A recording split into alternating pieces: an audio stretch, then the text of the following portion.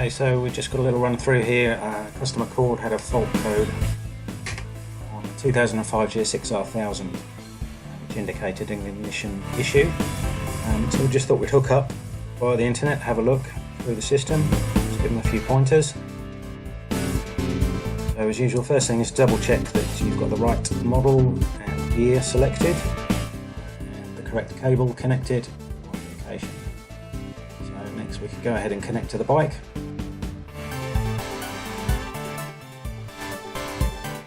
And we're in. So the idea was to find the code, but unfortunately the customer had already cleared this code, which was a P1650 or a C42, which is an ignition issue.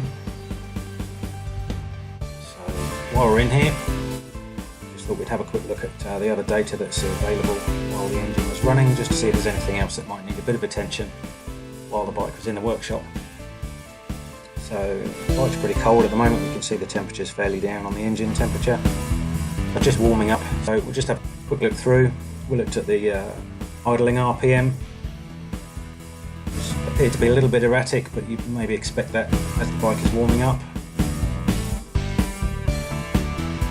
So it'd be worth keeping an eye on that, just to see if something that needs a little bit more attention, maybe just a basic service or throttle body balance. Check the idle speed controller is set up correctly.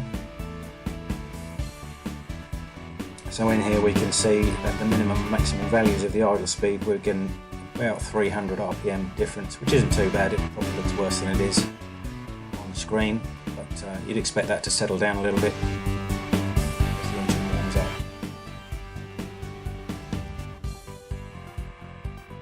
So we can see that graph just scrolling along nicely. You can see the battery voltage there is good, so everything's charging.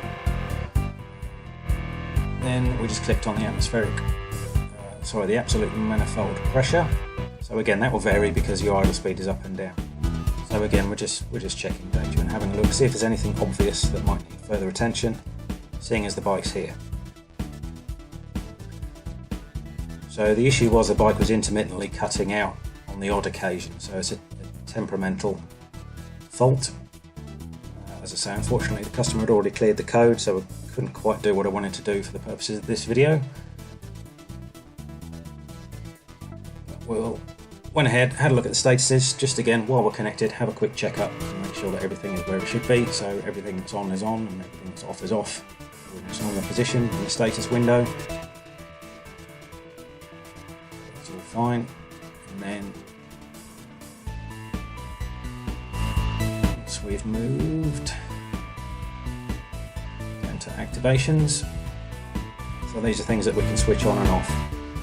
And any of these, if you double click on them, that question mark, then that'll give you a bit more information about that activation system, so just tell you what it is and any specific requirements that you need to deal with while you're trying to do that. So this one, for example, just switch the cooling fan relay on and off.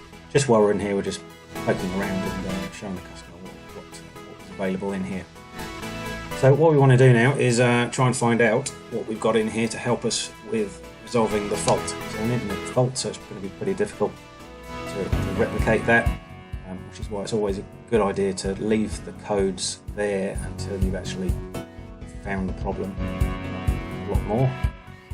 The freeze frame data, for example, on many modern bikes, probably not on this particular one.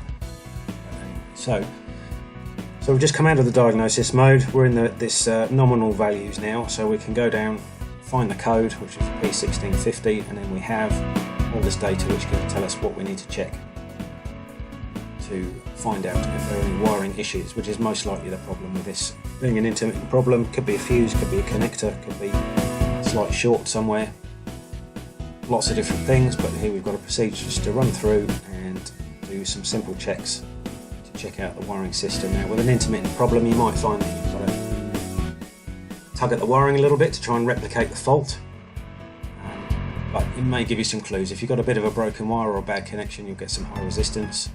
Check the voltage drops, another means of checking stuff. So all this information is within the software, so a lot of people will just clear the code and hunt around, maybe not really get any further, or might be a little bit of a loss as to what exactly they're checking or that needs checking, so this at least tells you exactly what it is that you need to do, so it can help you. So you can take some screenshots of that and print it out and help you through your guided diagnosis to actually find the problem for definite and repair it, or clean contacts, clean terminals, replace fuses, lots of things with different wiring issues. So that's the main reason for doing this little recording. So after you've found that information, you can then have a look at the wiring diagram. You might not have the manual, so you can get into here and have a look at the wiring diagram, and then that gives you a better indication of the colours and wires that you're dealing with and any other systems that may affect the intermittent problem that you have. So we can see here we've just got the ignition fuse linked up to the ignition and a couple of other components. We can double click that wire and that shows us everything else that's connected on that live circuit. We click on a button up at the top there. That now tells us all the components that are integral to that circuit. So we can see all the items with a reference number and shows you the component that it's connected up to. So those are all the parts that could be potentially an issue for this particular problem of ignition cutting out randomly. So that gives you an idea, and that's obviously, so one side of the ignition switch, got the colour cabling, cable colouring, one side, and then there's the other side and all those components as well. So using your basic electrical knowledge and working through, you will be able to fairly quickly work out where this problem may arise.